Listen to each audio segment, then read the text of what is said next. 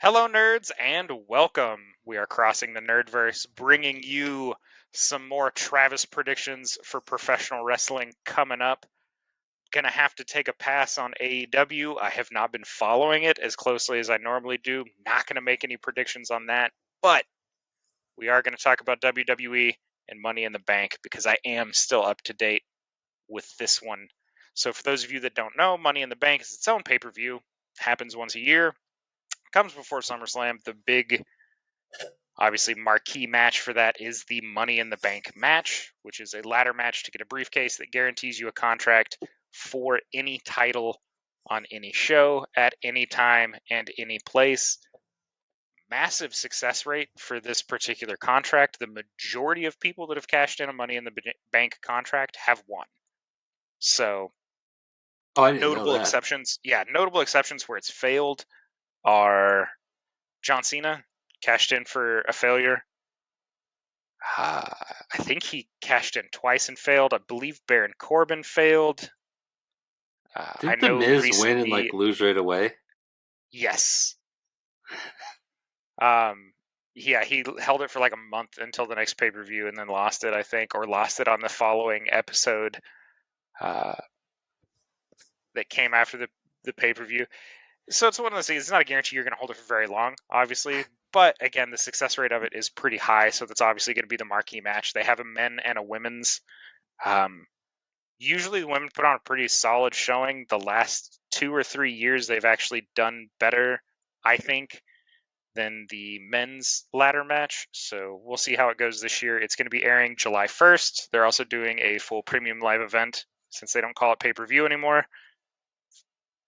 From, I forget the name of the arena in London. Yeah, it's a premium live event The O2 instead of Arena. the pay-per-view. Yeah, O2 Arena in London. That's correct.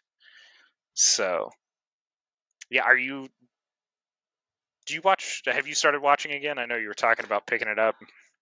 I haven't been able to watch like full episodes yet. I'm still like slowly getting back into it. Yeah. With everything else going on, it's just like it's another thing to try to keep up with.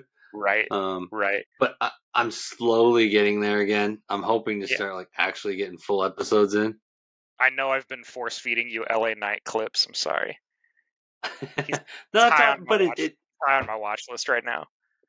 yeah, I was gonna say I think that he would be my pick for the big ladder match. Like I think because of Oh, all the publicity and stuff going out right now, like it's I'm, I think my that's their way to get him an early shot at a title. I'm hoping that's the case. Just because we have Rollins, who's this like in a weird stage of a face title holder. Again, the contract's good for a year, so you can still build him up and put him in other rivalries or gimmicks or whatever, and just have him hold the contract. Because it makes him exceedingly dangerous. You never know when a pay per view is going to end with LA Knight cashing in on an already tired champion to get a quick win and a title, or if he goes the babyface route and challenges him openly. Uh, I doubt he's going to go the babyface route just from what I've been seeing from LA, but yeah, he's definitely my pick to win it. I think I'm picking more from the heart just because I'm really high on LA Knight right now. I For think it those of just you that, makes the most sense. Like the way they've hyped him lately, and like how much like he's growing. And yeah, because Logan Paul, I've heard people say Logan Paul, but it makes no sense to me. I don't think he's going to be that committed enough to carry a title. yeah, I don't. I always have a fear of handing stuff to part timers just because of what happened with Brock Lesnar and the heavyweight title or the Universal Championship for a while, I should say. Uh, he essentially held that title hostage. You never saw him on TV. The title belt was never on TV. It lost importance. So for like was it a 2 year period, year and a half roughly? The most important title on Raw was the Intercontinental Championship. And that's not great Yeah, because that title's got some up and down history. It went from being very important to not being moderately important to not being important at all to being very important. And it's hard to build that title up into something super, super important on the show if you haven't been treating it that way up to that point, you know? yep. So we'll see where it goes. I would love for LA Knight to win it just because, like I said, he's been crushing it. For those of you that have not seen him roasting Logan Paul, probably one of the better promos I've seen for a while. It was so good. Um, He also No, I dropped do probably think one of my favorite insults I've heard in a while, which is saying someone's more useless than basketball cleats, and that one just hurts you real deep. I do think it is. They're going to be the two main people in the event. Like when it comes down to it, like at the very end when everyone's tired and people are passed out, like they always do everywhere. I think it's going to be Logan Paul and L.A. Knight, Yeah, and I one of the think two of them are going to get it. And I think it's going to be Knight. I mean, he's very popular right now, and the he's back office helping the is show definitely high. grow. Yeah, is definitely high on him right now. His mic work has been a breath of fresh air for a rather stagnant men's division in WWE right now. You have a lot of people that are fantastic performers. Be on the lookout for that match for, I call it the Spot Fest, for Butch, Ricochet, and Logan Paul are going to be hitting some massive moves. All three of those dudes are wildly athletic. All of them are big risk takers on stuff. So watch for a repeat of the Royal Rumble where Ricochet and Logan Paul literally did a springboard off the top rope and clotheslined each other in the center of the ring during the middle of the Royal Rumble. Super dope spot. I expect something similar will happen for them, but again, I'm with Eric. I think Law needs to be the winner. Pretty easy win for Rollins over Finn Balor. Rollins has not You held the think so? title. He hasn't held the title long enough for him to immediately dump it to somebody else. I think what's going to happen is there's going to be some miscommunication in the Judgment Day, which is going to set up a rivalry between Finn Balor and Damian Priest for the long-term storytelling, and it may not. Uh, but again, I really feel Rollins is the only guy that can hold that title and have it still have some meaning.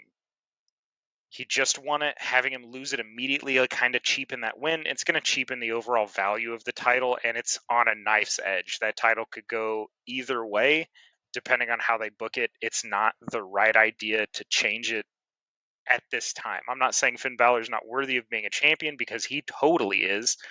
Yeah, I was going to say he's Just done a lot lately.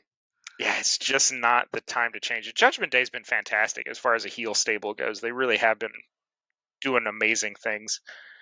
So up next, we'll talk Roman Reigns, Solo Sikoa versus the Usos. Kind of leaning into the heart pick on this one. I want the Usos to win. It would make sense to me. They are the practiced tag team, right? They are, in fact, a tag team, not two dudes thrown together, which is what you get with Reigns and Sikoa. To an extent, they've been part of the same stable for a really long time. But it would be a good capstone. It also leads you into some pretty significant rivalries and threats to Reigns' rule, and I was as going the to say main it title could be holder of the. SmackDown. I was going to say it could be the start to the decline of him holding the titles and stuff like that. So Yeah, it would be a good time to start the kind of downfall right. Because you look at it, and leading up to it. at some point, the Bloodline's been involved in every single one of Reigns' title defenses in recent memory, meaning he hasn't retained a title by himself yet. At least not recently, I should say. There have been isolated occurrences where he has, in fact, retained without their help, but it's been pretty rare. I think this is going to be the spiral end to that. I Yeah. really would like them to set up a feud between Reigns and Solo Sikoa. I think he would be a good guy to drop the belt to, if only briefly. If not, basically put Reigns in a position to where he's too tired to defend himself and have someone swoop in and take the title off of him. We've got the women's Money in the Bank ladder match. I've got Becky Lynch to win. A lot of people are all over the place on this one.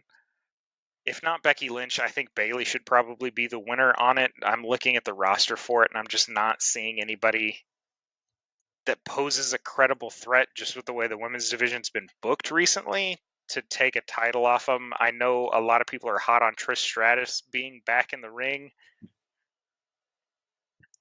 She's had You got to some build new missteps. excitement. There's definitely been some ring rust with Trish, and the level of athleticism from when she was wrestling to what's currently there is just so far from where it was, right? She came from an era where women were just now starting to get established as professional wrestlers that did Yeah. actual wrestling moves. They weren't there just to be a pretty face. She was part of that era, transitioning out of that into something else. So does she deserve a chance to hold the title? Absolutely. She's earned it 1,000 times over.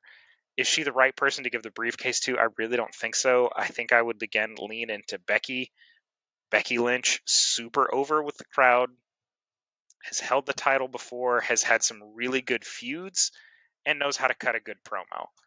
Same thing for Bayley. Bayley is a storied champion. She's held multiple titles. She knows how to work a crowd. She knows how to work a microphone.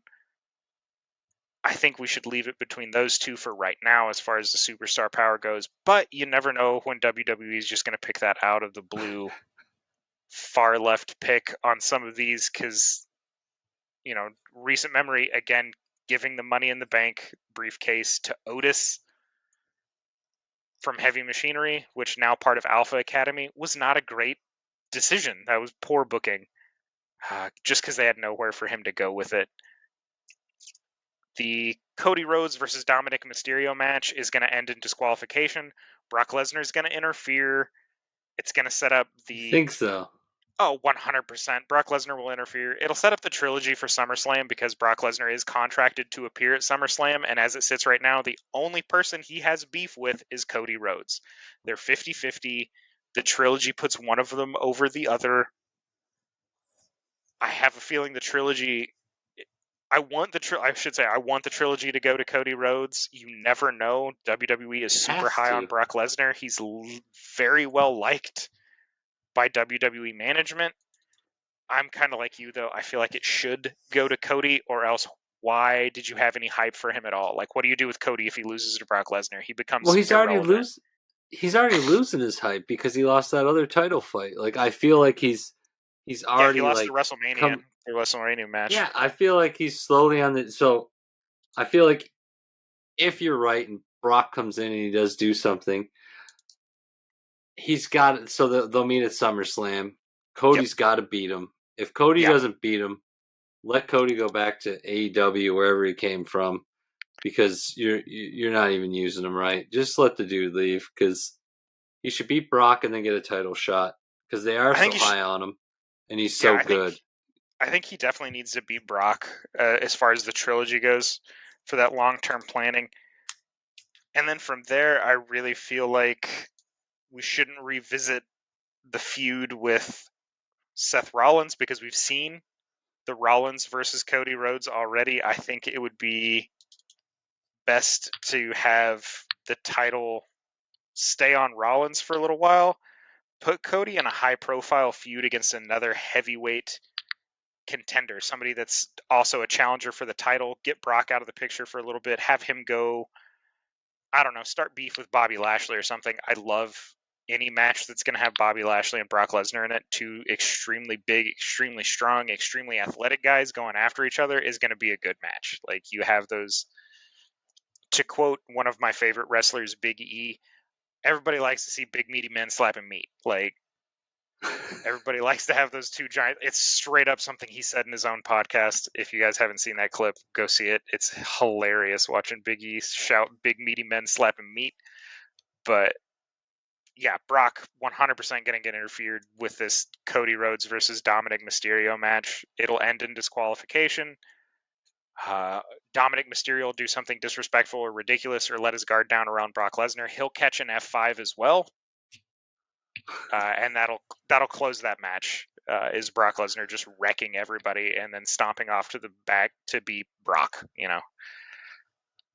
But yeah, wrestling has eventually got to stop just loving some of these people. Like, it doesn't make any sense to the certain point. Like, I guess Brock, he's done a lot, but at the end of the day, man, it's time to move on. Like, you're trying to make a new product. Like, Triple H was going in the right direction. I think it's going to go back to that direction more. And I believe that because of who they put in the men's Money in the Bank and in the women's Money in the Bank. Like, they picked good people. That are going to make it interesting, and it's going to improve wrestling. So, and there's going to be a lot of story to it. I think it's very smart, even though Logan Paul isn't like mainstay, to put him in a match like that. This is a genius move, and that's why I think it's a high profile match, and it's going to be a spot fest. Those things always are. There's always those wild moves that people do off it. I remember the first time somebody did a sunset flip power bomb off a ladder, and everybody lost their mind. And now that's almost a given. Somebody's going to do that. So it's Is going to turn Prime into going to the be spot. there? Obviously, oh God, fucking Prime drink. Yes, Prime will be there. And for those of you that haven't watched that particular deal, again, go watch LA Knight roast Logan Paul about it. He gives him a map on where all the bottles of Prime can be forcibly located on Logan Paul's body. So he does. He mentions it. He's like, I drew you a map to show you where you could stick all those bottles of Prime in true Rock fashion. So just so everybody knows, I do want to shout out Riverside on this. We do use them, of course, for all of our stuff. If you want to support us and you're interested in using the same stuff we do, because our video and audio is pretty good. And a lot of that is due to them. So our link to support us by getting Riverside is going to be down below. So is the website for merch and stuff like that. So excellent. And with that, we'll see how right I was after July 1st with Money in the Bank. We'll catch you next time. Thanks for joining us.